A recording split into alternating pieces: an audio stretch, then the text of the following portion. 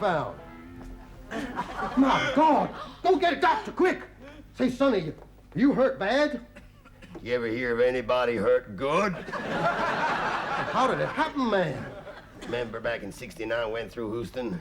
Yeah. Remember that Lois gal? The one with the big spread. That's the one. Well, I never told you this. Only one night she asked me to see her home and said she was afraid of prowlers, so I done that. Get up to her front door and she said she was afraid of the dark. Would I go in and switch on the lights? So I done that for her. Then she said she'd hurt her hand, and would I mind helping her take off her clothes? So I done that for her. Then she sat down next to me in the divan, and she sort of leans across me and switches off the light. What did you do, man? Well, I can take a hint. I'll come on home. See, just now I was working away, and I had in my hand one of them little sharp-pointed little oil things. Nipples. It's true.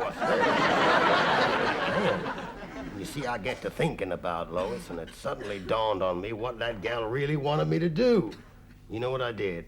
Put my hand up to my forehead like that. I went, wow! You know what? I've done it again.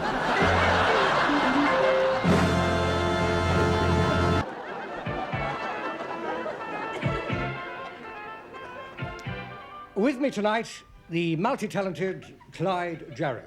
Hello there. Now, Mr. Jarrow, you're a poet, historian, songwriter, critic, and a movie director. How do you do all these things? Brilliantly. And with great humility and charm. And yet you're still quite young. Oh, come now, I wouldn't call 28 young. When was it that you got your first chance to become a writer? It was the winter of 1959. But I remember I was in the bathroom and I was looking in the shaving mirror and wondering what was happening to the other 6 wonders of the world. And I turned to my wife, Elaine, who was sitting nearby, straining her greens. And I said to her, you know, Elaine, when I shave in the morning, I feel 10 years younger. She said, why the hell don't you shave at night then? And you know, before I could think up a snappy answer, this publisher came in. He said, Clyde, your maid. I want to talk to your maid. And while he was talking to her, I showed him my anthropology that I had written, which I called Love is Like a Dumpling. And I called it Love is Like a Dumpling because I honestly believe that to be the most profound thing that I've ever said. Love is truly like a dumpling. Why? Pardon? Why is love like a dumpling? Well, if you're going to bleed and argue about it, I mean, love ain't like a dumpling. I mean, you don't have to take it literally. It's like saying, cast your bread upon the waters and it'll come back 100-fold. I mean, who the hell wants 100 loaves of wet bread? You don't have to take it too literally. Perhaps it's time for you to read us another poem. Oh, yes, I'm sure it'll be a great pleasure for all of you. A dirty old man was sat down by the lake, quietly plucking a duck. And just as he feared, the gamekeeper appeared. He looked up and said, what rotten luck. He chucked the duck in the lake as the gamekeeper spake. He said, you're stealing that duck, I suppose. He said, come off it, Jim. He's just having a swim and I'm sitting here minding his clothes. He said, said to his landlord, me roof leaks, and every time that it starts to rain, water runs down me walls. The landlord said, balderdash. What did you expect then, champagne? What's more, he said, there's bugs on me bed. They climb there from the wall of me shack. I've tried pulling me bed away from the wall, but the bugs keep pulling it back.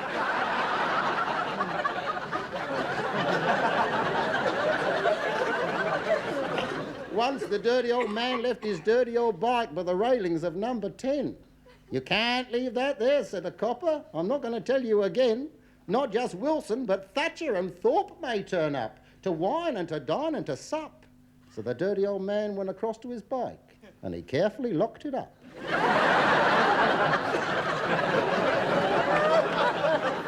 We've all of us seen the dirty old man as we hurry past in the street with his dirty old hat and his dirty old coat and his dirty old rags on his feet, and we think that we care. But do we really care should this lonely old man live or die? In your heart of hearts, do you really care? No? Neither do I. I believe now we're going to see the documentary that I made over here, are we? The one about the family, you know, the Groper family from Aldershot.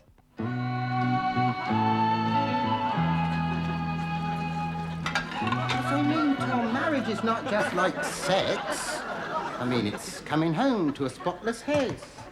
It's having a lovely meal that's been prepared with loving care. That's what it is. What's the tea? I know, labels come off the tin. Hang on. Spaghetti bolognese. Is it going to be long? What, do you want me to measure it or something? Can I have a glass of water then? What, drink? No, I want to rinse out a few things. Don't you be sarky with me. Yeah. I wish I was him. I wish I was that cat. Ha! You wouldn't if you knew. I'm taking him to the vet this afternoon. Oh, devil! Deny your conjurer's rights, are they? I do wish you'd stop playing with that smelly, hairy thing. It's not a smelly, hairy thing. I was talking to the cat. Took your father's tea into him. You see, Tom, marriage is two people finding happiness and contentment and... What are you doing? You're not sleeping on my will, you're bloody fool, well then. And peace in each other's country. I'm going to buy a tent. Why, what's wrong with the one you're wearing? Oh, to go camping, you know? Camping, you don't worry about getting a tent. You want to worry about getting yourself a house, doesn't he, Father? Can't oblige me. I mean, you've got to get married sometime, Tom. Can't go enjoying yourself forever. I mean, if you like her, you'd marry her, wouldn't you?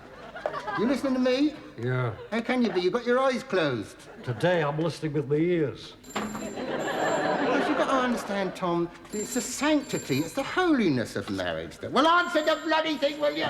Depends. Because, I mean, Tom, if you was married, you'd have all sorts of benefits. Honestly, tits like coconuts. Sparrows are like the bird bath. I mean, you'd like your baby to have a name, wouldn't you? Just imagine you have a nice little son, a lovely little lad with a chubby face like his mum, a little son you can... I've told you about that before, haven't I? Love and cherish, be lovely. Or a nice daughter, while she grew up into womanhood in front of your very... It's no wonder you're coughing, running around all the time half naked like that. Where did you get that ice cream from? I want one. You shut up. I got it off the ice cream man, didn't I? You mean to say you've been out like that half naked? Well, he knows what I look like. I've been round his house stark naked. When he gets his Polaroid out, and them other villains at them gangbangs and pop parties, I mean, they're all drunk anyway, ain't they? After all your father and I have done for you to bring you up nice and respectable, and you still say ain't.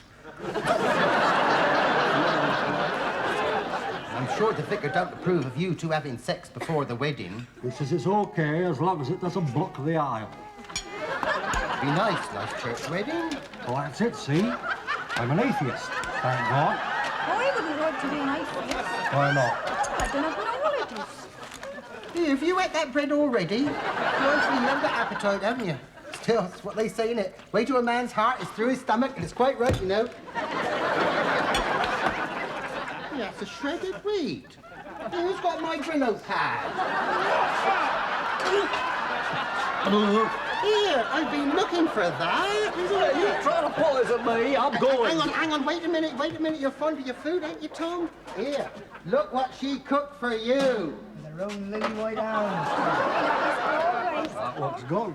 It is good company.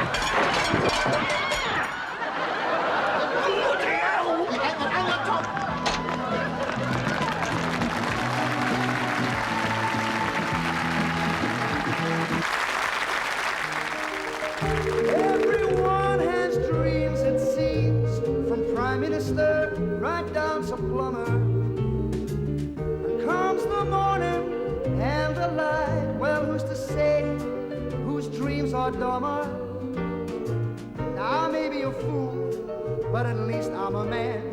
And last night, half crazy, I came up with this plan.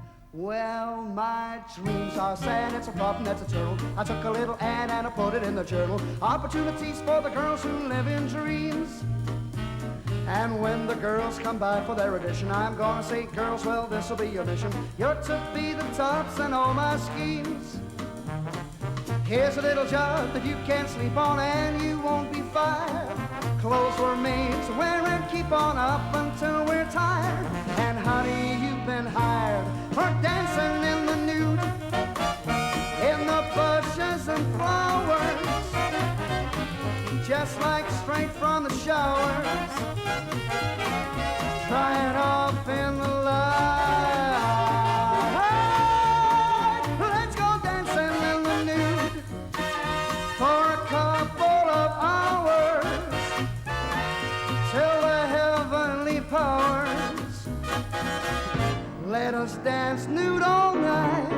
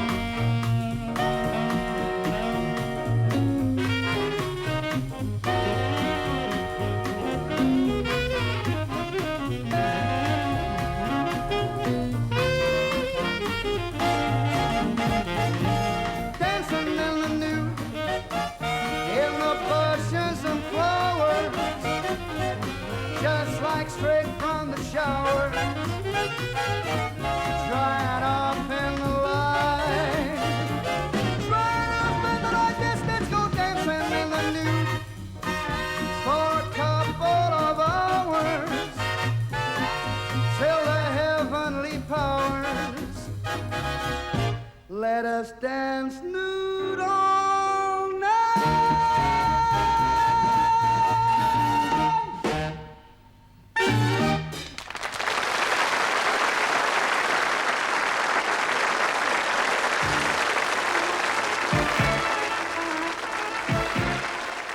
Tonight we're looking at palmistry and phrenology. And let's meet our expert, Miss Emily Grimley. Oh, hello! Oh, thank you so much. Miss Grimley, do you really feel that palmistry and phrenology can help us find out about ourselves and others? Oh, yes, I do, particularly where romance is concerned. To all girls, I say, see his palm before you make a date. I always say that. I don't know why, but I do. And another one, read the head before you wed. Because I do feel that every man before getting married should have his head examined. I do feel, I'm sorry, I do feel that. When did you first become interested in clairvoyance? Well, when I met my first husband, he was an awfully strange man, you know. He only had one eye. He had a glass eye and a crystal ball. One seemed to compensate for the other, I always thought. You see, with the crystal ball, he could see into the future, you see. You don't do that. Of course, you also read hands. Oh, I read hands and feet, heads, all the extremities I really did. Tell us about some of your more remarkable predictions. Well, there was one lady came to me, 37 years of age she was, and down Fido. 37 years of age she was, and she wasn't even married. I said, don't worry. I said, one day you will have children. I said, you will have children. And did she? Within a fortnight, yes. She had twins, a boy and a girl. Anything else? No, just a boy and a girl. Well, there was something else, but it flew away, you know. Just jotting, of course. Don't do that. Oh, I'm sorry. I meant, Oh, yes, well, there was one man came to me, awfully robust he was, you know, and he was absolutely obsessed with death. I said, don't worry, I said, you'll live to be 80. He said, I am 80. I said, what did I tell you? You see, we're never wrong. yes, well, tonight... Don't do that. Oh, I'm sorry. Tonight we're going to put some of your claims to the test. Oh, and we've got someone, not out of the audience, Yeah, I but do straight see out of the street, so there's no point in your having met at all. No. And we're going to ask you to sit there and Yes. tell us about our volunteer simply by reading their hand. Well, could you put your hand through, please? Oh, thank you. No, I mean... Made a friend for life, then. Well, it's a very short hand. I mean, it could be a typist. According to this little tiny lifeline, you're dead. It's not much of a hand at all. I think if I were you, I'd pass on that one. But of course, you never can tell. I mean, that hand may one day find gold. By the looks of the nails, they've started digging already. Could I try the head, please? Could I try incline the head just a little? And, oh, I'm learning so much more now, yes. Could I just ask one question? Yeah. How old is this lady? It's a gentleman. Oh, is it? Oh, well, we can't be right all the time. I find the barrier. Could I try the blindfold, as you simply would if I couldn't? Thank you so much. Thank you. I feel it'll be easier like that, you see. Oh, that's much better. Oh, yes, a lot's coming through to me now. Yes, you fruity old devil, you. Now, that's naughty. You're having me on, aren't you? I've had this trick played on me before. This is a melon, isn't it? I can tell a melon, you know. I can tell. No, I assure you. No. Well, oh, I see. Yes, because it's furry. Yes, it could have been a coconut. But I would say that this gentleman is about 42 years of age, stands about 6 foot tall, and he's led a life of drink and debauchery. Let's see. Oh, success! Another success! Success? How lovely. Success? Yes. I'm not 42 years old. But you will be one day. I mean, you were once, weren't you? Yes, that's what I meant. And I'm not 6 foot tall. No, but you would be if you had your oats more regular. If you ate your porridge up, you'd go up in stone, you see, wouldn't you? And I haven't led a life of drink and debauchery. You mean you haven't even enjoyed getting to look like that? What a pity. I think you're a fraud. You couldn't read the bumps in my hair. Why not? Because I haven't got any. Well, you bloody well have now!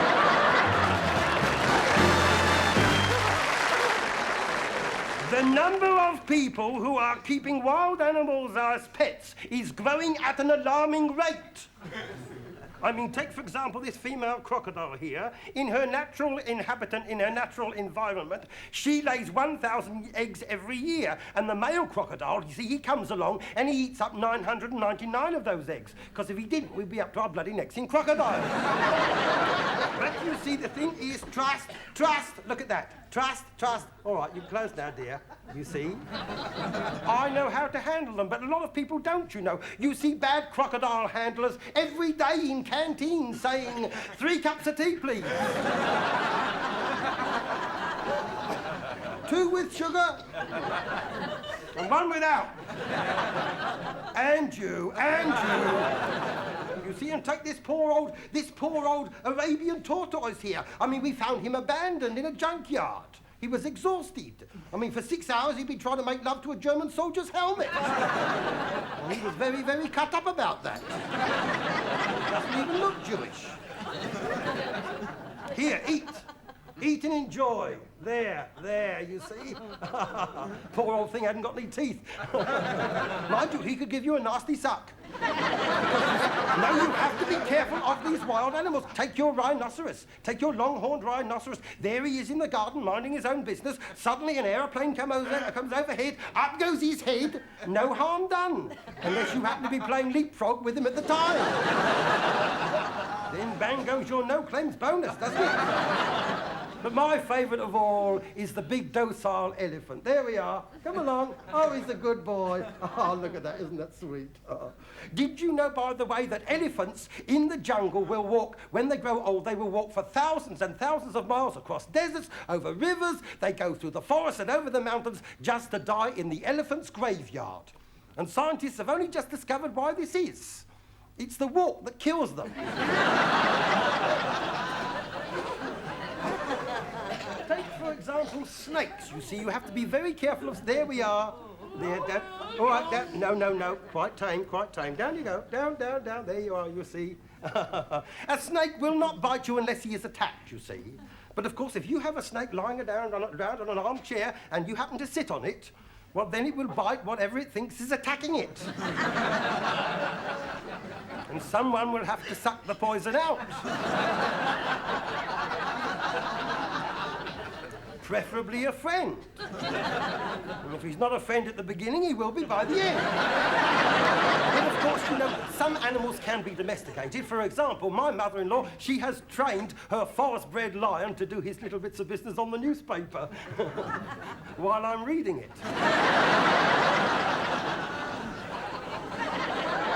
Mind you, of course, I do like these little exotic creatures. But of course, myself, personally,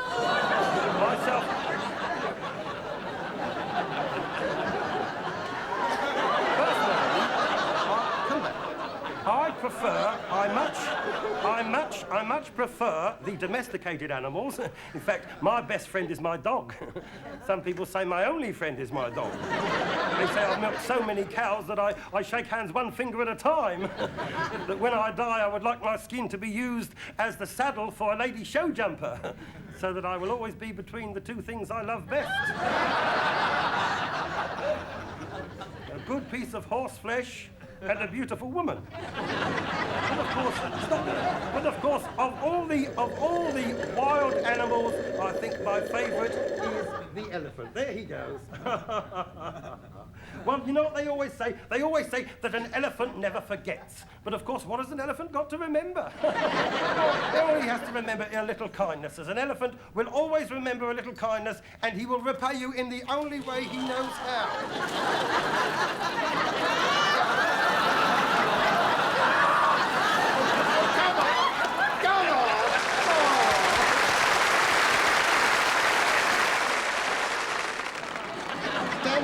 Camera 4. I've only got 3. Stand by camera 3 and roll the music and zoom into the thing right there.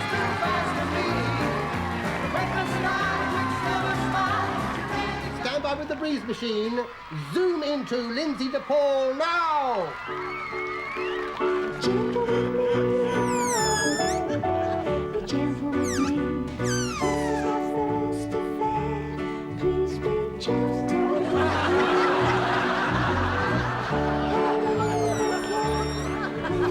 Start the breeze machine now. Very gently. Gently.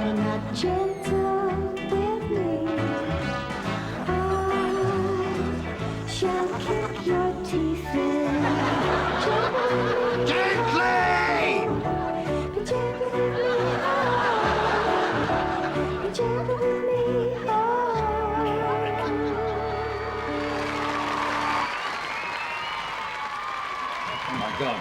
Yes, my son. Cue Roy Wood now.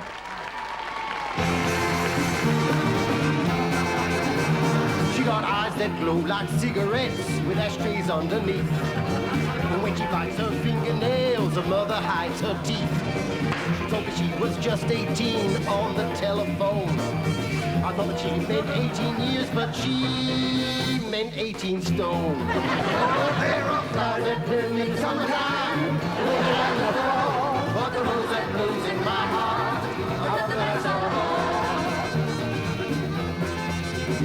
She's lazy, she's lethargic, and working she resents. She's slower than a nudist, trying to climb a barbed wire fence. Well, she talked so slow one evening when she went out with her boss. Before she could say, I'm not that kind of a girl, she was. Flowers that bloom in the summertime, the winter and the fall, and the rose that blooms in my heart are the best of all. Flowers that bloom in the summertime, the winter and the fall, and the rose that blooms in my heart are the best of all.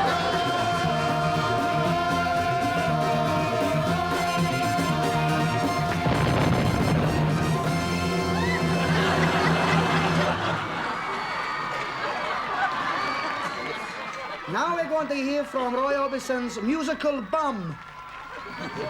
Roy Orbison's music album. Standby, confetti, and snow machines.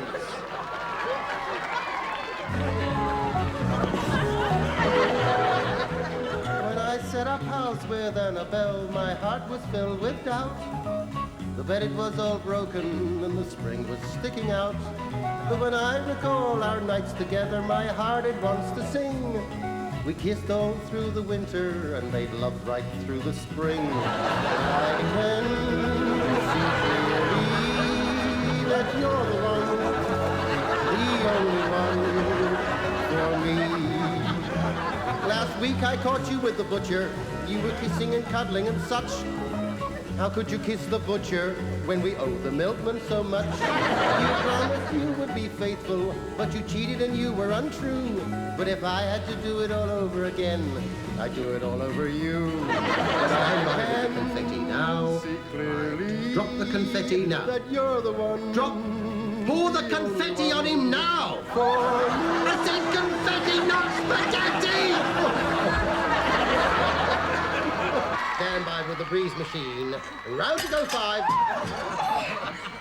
You dirty devil! You can talk with all that down the front of your chair. Stand by, guys and girls. Now. Never know, never know, never know, never know. I'll never know why a horse standing in a field all day should be so hard to sit upon when he's so full of hay. I never know how a rose can look so sweet and pure and hold its head up high when it's standing in manure. Easy, breeze. Easy, easy.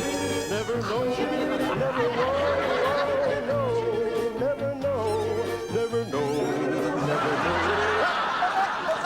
I'll never know why Mother Nature gave my wife such a beautiful face, with skin as smooth as satin and soft as lace. Stand by with the smoke machine now. Gave my wife that beautiful mouth that she's got, and then she stuck her tongue in it and spoiled the blooming lot. Why, I'll never know. Stand by, try and get a good shot of that girl. Never know, never know. That's not I'll funny. Never know.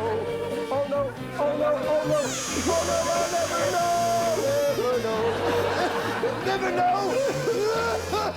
I'll never know. Well done, everybody. They've all gone home.